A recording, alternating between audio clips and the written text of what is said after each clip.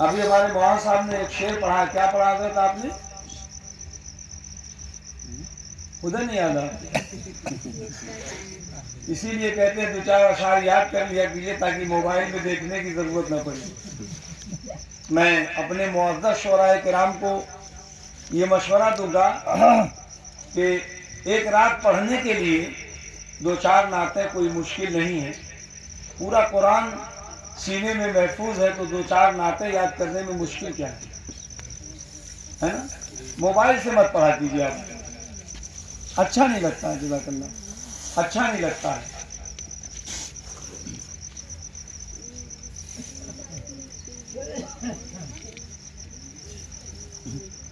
تو جسم اگر بغیر روح کے ہو تو اس کا مقام کہاں ہے؟ سمجھ کے بتائیے زور سے سب لوگ، مٹی کہاں ہے؟ قبرستان کی قبرستان، مدرسہ پہ، رضوی صاحب کہہ رہے ہیں مدرسہ پہ، ہاں ادھر تو کوئی جانا پسند نہیں کرتا۔ یہ الگ بات ہے کہ لوگ موقع آنے پہ مدرسے کو اچھی نظر سے نہ دیکھیں، مدرسے کے اخراجات اور دوسرے معاملات کے بارے میں بہتر نہ سوچ پائیں، لیکن ایک خیال ضرور ہوتا ہے کہ انتقال کے بعد مدرسے والے ہی قبرستان میں ہم جائیں گے، وہاں بچے شب و روز رات و دن پڑھتے ہے نا خیال دل میں؟ افسوس ہے انسان پیدا کیا گیا تاکہ وہ اللہ کی عبادت کرے، وما خلقت الجن والانس الا لیعبدون، میں نے دنیا کے تمام انسانوں کو اپنی عبادت کے لیے پیدا کیا۔ کس لیے پیدا کیا؟ عبادت کے لیے۔ کتنا اچھا خیال ہے کہ ہم جب مریں گے تو مدرسے کے سامنے ہماری آبادی میں قبرستان ہے، وہاں دفن کیے جائیں گے۔ صبح و شام بچے قرآن پڑھتے ہیں، اللہ و رسول کا ذکر کرتے ہیں، دین کی باتیں ہوتی ہیں، شریعت کا پیغام پیش کیا جاتا ہے، یقیناً ہمیں وہاں خوشحالی حاصل ہوگی، خوشی ملے گی اور ضرور ملے گی۔ ہمارے جو بڑے بزرگ ہیں، اگر ہمیں اللہ نے یہ اجازت و طاقت دی ہوتی تو ہم ان سے پوچھتے تو ان کا یہ جواب ہوتا کہ کیا تم جانتے نہیں ہو، نبی کا فرمان تم نے نہیں سنا، اللہ و رسول کا فرمان تم نے نہیں سنا کہ جو قرآن پڑھ کر کے چاہے ایک سورت ہی صحیح اپنے کسی مرحوم یا مرحومہ کو بخش دے تو اللہ تعالیٰ اس کی برکتوں سے اس کے عذاب میں تخفیف فرما دیتا ہے، قبر کے اندر سے عذاب کو اٹھا لیتا ہے۔ تاریخیں تو یہاں تک بتاتی ہیں کہ صرف بسم اللہ اگر کسی نے پڑھ دیا تو زندگی بھر کا ڈاکو، چور، بدماش، شرابی، جواری بسم اللہ کی برکت سے بخشا گیا۔ سبحان اللہ۔ تو یہ تو بہت بڑی بات ہے، بہت بڑی بات ہے کہ آپ ایسی جگہ پہ موجود رہیں گے جہاں صبح و شام رات و دن کبھی قرآن، کبھی مسائل کی کتابیں، کبھی فقہ کی کتابیں، کبھی صلاۃ و سلام، کبھی درود و سلام، دن بھر پڑھا جاتا ہے، رات بھر پڑھتے رہتے ہیں بچے۔ میرے عزیزو یقیناً برکت کی چیز، کاش اسے ہم اپنی زندگی میں سمجھ لیتے۔ میں کہنا آپ سے کیا چاہتا ہوں، جب کسی دوسرے کے پڑھنے سے اتنا فائدہ پہنچ سکتا ہے تو اگر کوئی حافظ قرآن ہمارے گھر میں ہو، بول دیجیے محبت سے سبحان اللہ۔ بچے توجہ دیں، بچے جو پڑھ رہے ہیں، آپ کتنے خوش قسمت ہیں۔ دنیا والے چاہے کتنوں حقارت کی نظر سے آپ کو دیکھیں، لیکن اللہ نے جو قرآن میں فرما دیا ہے، رسول اللہ نے ہمارے جو اپنی حدیث پاک میں بیان کر دیا ہے کہ علم والوں ہی کا مقام بلند ہے، اسے دنیا کی کوئی طاقت گھٹا نہیں سکتی۔ سبحان اللہ۔ گھٹا نہیں سکتی کوئی طاقت۔ تو کاش ہم اس خیال کے ساتھ اپنے ایک آدھ بچے کو حافظ قرآن بنا دیتے، ایک آدھ بچے کو عالم دین بنا دیتے، تو کم سے کم اتنا تو ہوتا کہ ہمارے انتقال کے بعد اگر ہمارے سارے بچے نہیں پڑھنا جانتے ہیں، دعائیں نہیں جانتے ہیں، جنازہ کا طریقہ نہیں جانتے ہیں، تو کم سے کم ایک بیٹا تو صحیح جنازہ پڑھا۔ کتنے افسوس کا مقام ہے۔ ہم گھر بناتے ہیں، مکان بناتے ہیں، دکان بناتے ہیں، دولت اکٹھا کرتے ہیں، کیا کیا دنیا میں کر جاتے ہیں، صرف دنیا کے لیے، اس زندگی کے لیے جسے چند سال جی کے مر جانا، ساری چیزیں یہیں چھوڑ جانی، ساری چیزوں کو یہیں خیرات کہہ دینا ہے۔ کاش ہم نے کوئی ایک بیٹا حافظ قرآن بنا دیا ہوتا، ایک بچے کو عالم دین بنا دیا ہوتا تو کتنا اچھا ہوتا کہ جب میرے جنازے میں لوگ سب با سب کھڑے ہوتے تو پروردگار عالم کی رحمت یہ ارشاد فرماتی ہے، فرشتوں میرے اس بندے کے اوپر سے عذاب کو اٹھا لینا، اور البتہ اس نے بہت زیادہ نیکیاں نہیں کی ہیں، بھلائیاں نہیں کی ہیں، نمازیں بہت زیادہ نہیں پڑھی ہیں، لیکن کچھ تو فرما بردار تھا، اسے میں نے بخش دیا ہے، اس لیے کہ مرنے کے بعد ایک عالم بیٹا، ایک حافظ بیٹا دنیا میں چھوڑ کر کے یہ میرا عزیزو، تو میں نے جملہ عرض کیا تھا کہ دو چیزوں سے جسم ہمارا مجسمہ موجود ہے، ایک جسم سے ایک روح سے۔ اگر جسم نہ ہو تو روح کا کوئی مطلب نہیں، اور اگر روح نہ ہو تو جسم کا کوئی مطلب نہیں۔ ڈاکٹر نے دوا دیا، آپ نے لا کے تاک پہ رکھ دیا، 5 دن کے بعد گئے، ڈاکٹر نے کہا کیا ہوا؟ طبیعت اچھی نہیں ہوئی، دوا کو استعمال کیا اچھے سے، ڈاکٹر صاحب تاک پہ میں نے رکھ دیا تھا وہی موجود ہے۔ ڈاکٹر کہے گا اٹھ کے جائیے یہاں سے، آپ کا علاج میرے سمجھ سے باہر ہے۔ تو پتہ یہ چلا کہ جسم بیمار ہوتا ہے نا۔ تو جس طریقے سے بدن کے 2 حصے ہیں، ایک حصہ جسم ہے، جسم بیمار ہوتا ہے، ایسے ہی روح بھی بیمار ہوتی ہے، روح بھی بیمار ہوتی ہے۔ جب نماز میں دل نہ لگے، جب تلاوت میں جی نہ لگے، جب دین کی خدمت میں طبیعت نہ لگے، مسجد مدرسوں کے تعمیر و ترقی میں قدم آگے نہ بڑھیں، دینداری کی طرف ہمارے اور آپ کے قدم آگے نہ بڑھیں، طرح طرح کے دل میں باتیں آنے لگے، جملے آنے لگے، گفتگو کے انداز بدلنے لگے، تو یہ سمجھ لینا چاہیے کہ دینداری سے قدم اکھڑ گئے، اور یہ بھی سمجھ لینا چاہیے کہ جسم تو ٹھیک ٹھاک ہے، نہ بخار ہے، نہ حرارت ہے، نہ شرارت ہے، البتہ روح بیمار ہو گئی ہے۔ جب روح بیمار ہوتی ہے تو دینداری، تقوی، طہارت، پرہیزگاری میں کمی آتی ہے، کمی آتی ہے۔ میرے عزیزوں، آج کی یہ محفل مقدس فضل الہی سے بڑی کامیاب رہی، اور الحمدللہ بابو لوگوں نے جیسا سوچا تھا اس انداز میں ان کا پروگرام اب تک چلا ہے، ماشاءاللہ۔ میں دعا کروں گا کہ رب کائنات پروردگار عالم اس محفل پاک میں جو بھی باتیں پیش کی گئی ہیں، نبی کی نعتیں پیش کی گئی ہیں، ان کے فیضان سے اللہ تعالی ہم سب لوگوں کو مالا مال فرمائے۔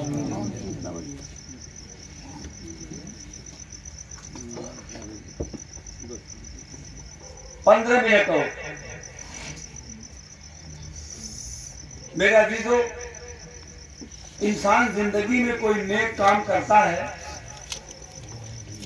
تو اس کی نیکیاں کبھی مشکل گھڑی آنے پہ کام آتی ہیں۔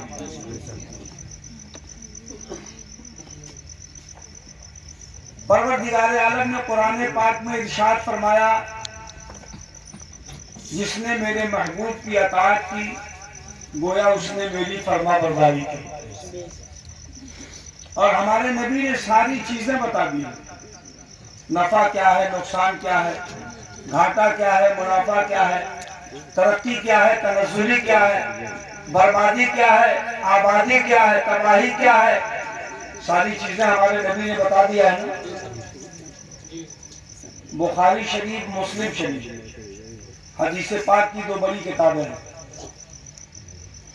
مختلف الفاظ کے اعتبار سے ایک روایت اس میں موجود ہے. وہ روایت پیش کرنے سے پہلے میں آپ کو بتا دوں کہ آپ اپنی زندگی میں ہمیشہ یہ کوشش کیجئے کہ آپ کی زندگی میں خیر ہوتا رہے، بھلائی ہوتی رہے، آپ کے ہاتھوں سے اچھائی ہوتی رہے، آپ کے قدم اچھے راہ پہ چلتے رہیں، آپ کی آنکھیں اچھی باتیں دیکھتی رہیں، آپ کا ذہن اچھا کلام سوچتا رہے. اگر ایسا ہوا تو یہ اچھائیاں زندگی میں کبھی نہ کبھی کام آئیں گی. اے میری ماں بہنوں، تم بھی سننا، غور سے سننا.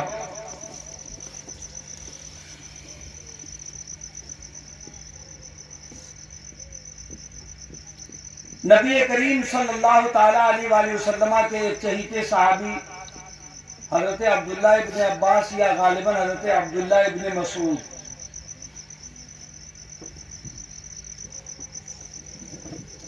ان سے روایت ہے کہ ایک مرتبہ آقا کریم صلی اللہ تعالیٰ علیہ وآلہ وسلم نے قوم بنی اسرائیل یا پچھلی امتوں میں سے ایک واقعہ بیان کیا. واقعہ کیا تھا؟ ذرا توجہ سے سنیے گا. علماء دین کی تھوڑی سی پشت پناہی چاہتا ہوں، 10 سے 15 منٹ.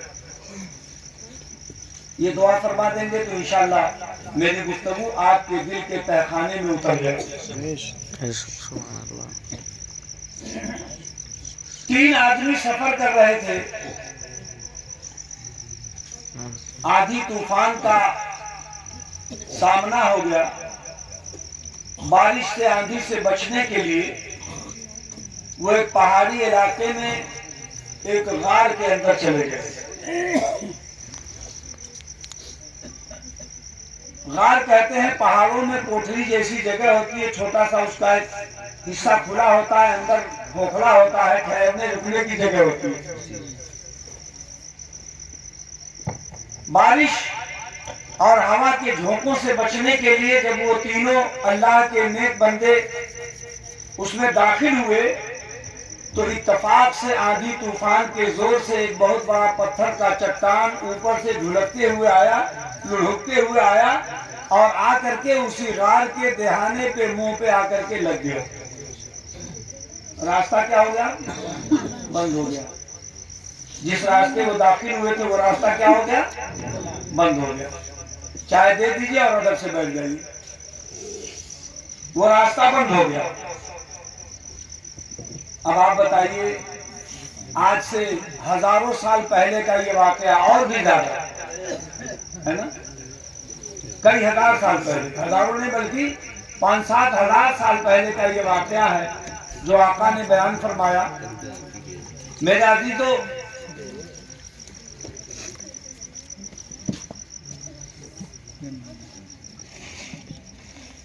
ہوا کے زور سے جب پتھر کا ایک چٹان، ایک ٹکڑا جھلکتے ہوئے آ کر کے غار کے منہ پہ آ کر کے رک گیا، غار کا منہ بند ہو گیا. اب نہ داہنے نہ بائیں، نہ آگے نہ پیچھے، نہ اوپر جدھر راستہ تھا کہیں کسی طرف سے کوئی راستہ نہیں بچا. تو وہ حیران و پریشان ہو گئے کہ اب ہم نکلیں گے کیسے. تھوڑی سی بے بابو بیٹھ جائیے، بیٹھ جائیے. ایک آدمی چائے دے دے ادھر سے، باقی آپ لوگ بیٹھ جائیے.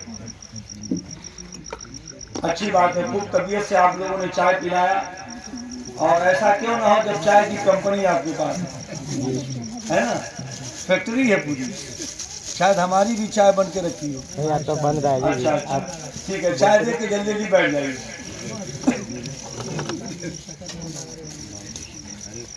ہاں نہیں، اب وہ زمانے کے لحاظ سے یہی تو ایک وقت کا المیہ ہے.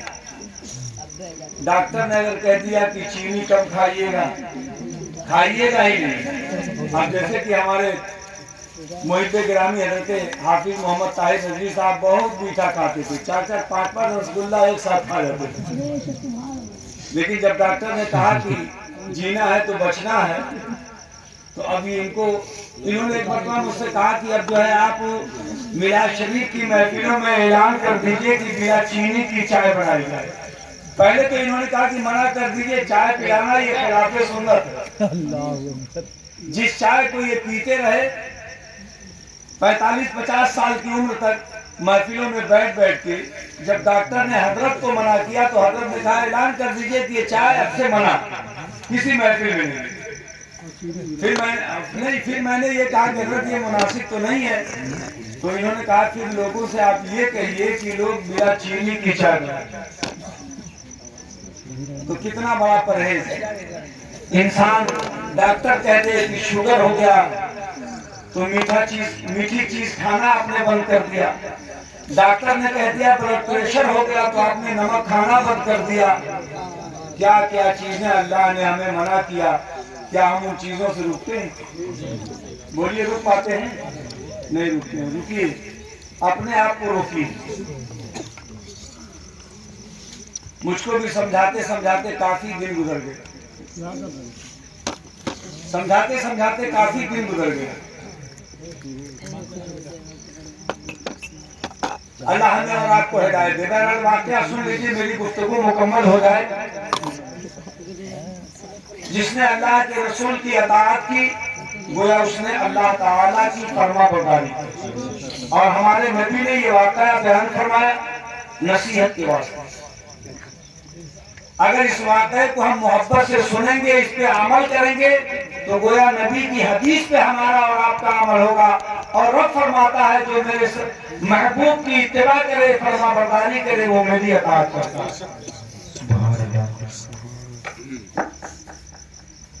اب تینوں آپس میں سوچنے لگے، ہم تو قید ہو گئے، اتنے وزنی پتھر کو ہم ہٹا بھی نہیں سکتے، کیا کیا جائے؟ کافی دیر تک تینوں حیران و پریشان رہے، سوچتے رہے۔ آخر ایک شخص کے دماغ میں ایک بات آئی، اس نے آپس میں اپنے دونوں ساتھیوں سے کہا کہ آؤ ہم مل کر کے اللہ کی بارگاہ میں دعا کریں۔ محبت سے بولیے سبحان اللہ۔ اے بیٹا سو نہیں بابو، اگر نیند زیادہ آئی تو کھڑے ہو جاؤ، کنارے آ کر کے۔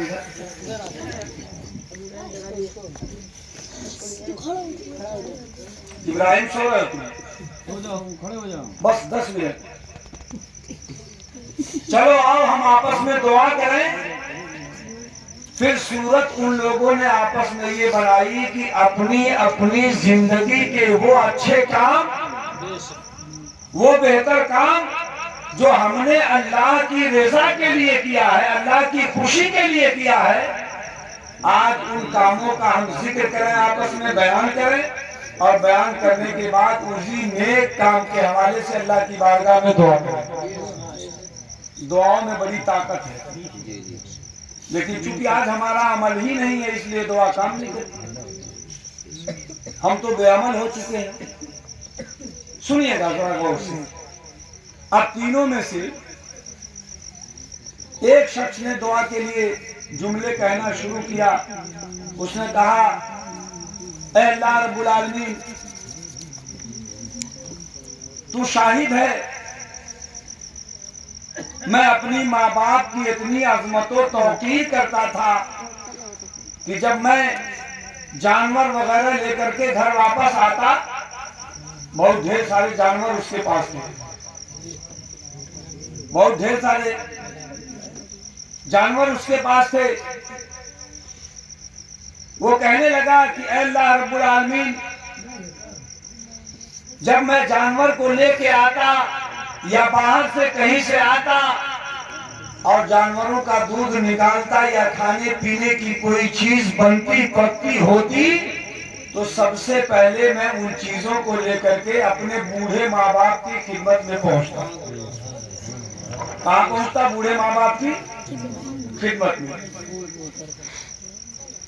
اور انہیں کھلا لیتا، انہیں پلا لیتا، انہیں آسودہ کر لیتا، تب اپنے بچوں کو کھلاتا، پھر میں خود کھاتا۔ اے پروردگار عالم، ایک دن ایسا ہوا کہ میں واپس آیا تو کافی دیر ہو چکی تھی۔ میرے ماں باپ میرا انتظار کر کے سو چکے تھے۔ ذرا غور سے سنیے گا، توجہ، ڈسٹرب نہ ہوئیے۔ میرے ماں باپ، تم کھڑے جائیں یہاں کی،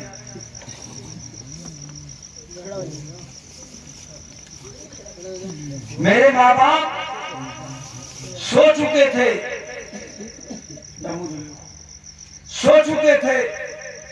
بچے بلکھ رہے تھے، بھوک پیاس کی شدت سے بے چین تھے۔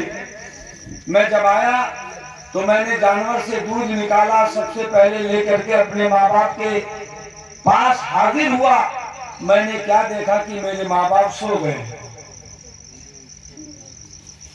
میں نے انہیں جگانا مناسب نہیں سمجھا ہے، پروردگار عالم ان کے شان میں یہ گستاخی ہو جاتی۔ میں نے جگایا نہیں، دودھ لے کر کے میں ان کے سرہانے کھڑا رہا۔ کب تک کھڑا رہا؟ آدھی سے زائد رات گزر گئی۔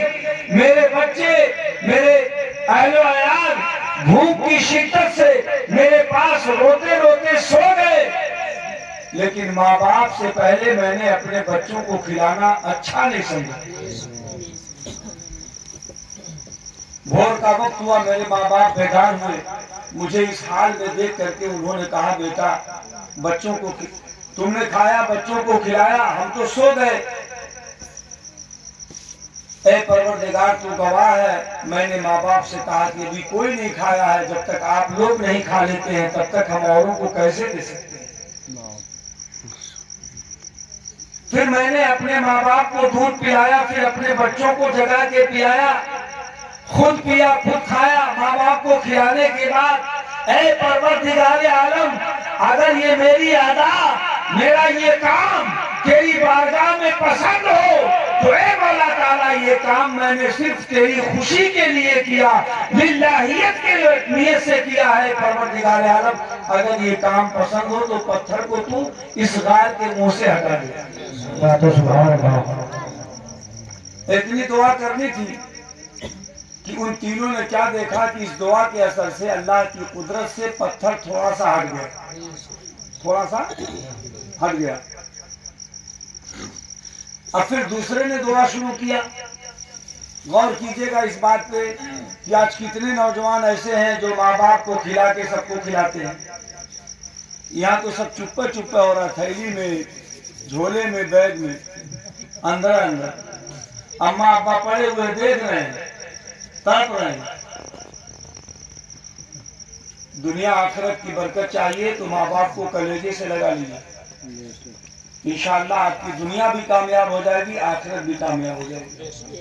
اور جس بہو نے، جس بیٹی نے، جس بیٹے نے ماں باپ ساس سسر کی خدمت میں کوئی کسر باقی نہیں رکھا، اللہ رب العالمین اپنے فضل و کرم عطا کرنے سے کوئی کسر باقی نہیں رکھتا، سب کچھ انہیں عطا فرماتا ہے۔ پہلی بات ہو گئی، خدمت کریں گے نا ماں باپ کی؟ سارے بچے ہاتھ اٹھا کے وعدہ کریں انشاءاللہ ہم اپنے ماں باپ سے فرما بردار کریں گے، بولیے انشاءاللہ۔ دوسرے نے دعا کیا۔ اب جو بات میں کہنے جا رہا ہوں نا، یہ برائی اس زمانے میں بہت زیادہ ہے۔ اب تو وقت سے پہلے یہ برائی آ گئی ہے، پہلے تو وقت سے آتی تھی، اب وقت سے پہلے ہو گئی ہے۔ دوسرے نے اپنی عبادت کا ذکر کیا کہ میری چچا کی ایک بیٹی تھی، بڑی حسین خوبصورت، میں اس پہ عاشق تھا، میں اسے گفتگو کرنا چاہتا، اپنی بات بتانا چاہتا، لیکن کسی صورت وہ تیار نہیں ہوتی۔ آج دیکھیے ہمارا نوجوان صرف یہی کرتا ہے، جہاں جائے گا یہی کرے گا، موبائل پہ وہی ہو رہا ہے، ساری چیزوں پہ وہی ہو رہا ہے نا۔ بچنے کی ضرورت ہے اس سے۔ اللہ نے جو جوڑا لکھا ہے، مقدر دیا ہے، وہ تو ملنے ہی ملنا۔ اپنے آپ کو گناہ کے دلدل میں ڈالنے سے کیا فائدہ ہے کوئی فائدہ؟ ارے کچھ تو ایسے بھی ہیں جو 50-60 سال تک کے ہو جاتے ہیں، تب تک معاملہ ایسا چلتا رہتا ہے۔ اللہ ہمیں اور آپ کو ہدایت عطا فرمائے۔ وہ کہنے لگا کہ پروردگار، میرے چچا کی بیٹی جو بڑی حسین و جمیل، میں اسے بہت چاہتا، اپنی طرف اس کو رغبت دلانا چاہتا، لیکن وہ توجہ نہیں دیتی۔ ایک مرتبہ سوکھا پڑ گیا، قحط سالی آ گئی، کھانے پینے کی چیزوں کی بڑی دقت ہو گئی۔ وہ میرے چچا کی لڑکی میرے گھر آئی اور مجھ سے کہا کہ کچھ پیسے دے دو، میرے گھر میں فاقے ہو رہے ہیں۔ تو میں نے اس سے کہا کہ ٹھیک ہے، میں پیسہ تو دے دوں گا، لیکن میری پرانی شرط تمہیں یاد ہے، اگر تم اسے پورا کرو تو میں تمہیں پیسہ دے دوں گا۔ مجبوراً पेट की आग के बिना पे उसने कहा कि ठीक है चलो, जब तुम्हारी मर्जी यही है तो। दोनों इकट्ठा हुए, तन्हाई का मौका आया तो उसने अल्लाह का खौफ उसे दिलाया कि अल्लाह से डरो, हमें कोई देख नहीं रहा है, तुम्हारा इसके बारे में क्या ख्याल है। लड़की ने कहा कि हमें कोई नहीं देख रहा, तुम्हारा इसके बारे में क्या ख्याल है। तो उस नौजवान ने कहा कि हाँ हमें कोई नहीं देख रहा, हम तो बंद कमरे में। तो उस लड़की ने कहा कि अल्लाह ताला के बारे में तुम्हारा क्या ख्याल है, अल्लाह के बारे में क्या ख्याल है, क्या वो भी हमें नहीं देख रहा है। ऐ परवरदिगार, मैं तुझे हाजिर और नाज़िर समझ करके ये कह रहा हूं कि जब उस लड़की ने इतना कहा, मेरे जिस्म में कपकपी पैदा हो गई, एक खौफ सा पैदा हो गया। और परवरदिगार आलम, मैं उस तन्हा कमरे में से उस बच्ची को छोड़ करके पैसा भी दे दिया उसे, सोने से चांदी के सिक्के भी दे दिया उसे तन्हा छोड़ करके मैं कांपता हुआ कमरे से बाहर आ गया। हे परवरदिगार आलम, ये काम मैंने सिर्फ तेरे खौफ से किया था, तेरे खौफ से किया था। ए रब, अगर ये मेरा अमल तेरी बारगाह में कबूल है तो तू पत्थर को इस गार के मुंह से हटा दे। अब थोड़ा सा पत्थर उस बंदे की दुआ से और हट गया, लेकिन फिर भी इतना नहीं हुआ कि वो लोग निकल सके। पहले की दुआ से थोड़ा सा, दूसरे की दुआ से थोड़ा सा। गौर कीजिएगा, जहां तक आवाज पहुंच रही है, शायद अभी बहुत सारे लोग बीड़ी सिगरेट गुटखा पान पुकार मोबाइल लेकर के रोड रास्तों पे पुलियों पे घूम टहल रहे हैं। आखिरी बात,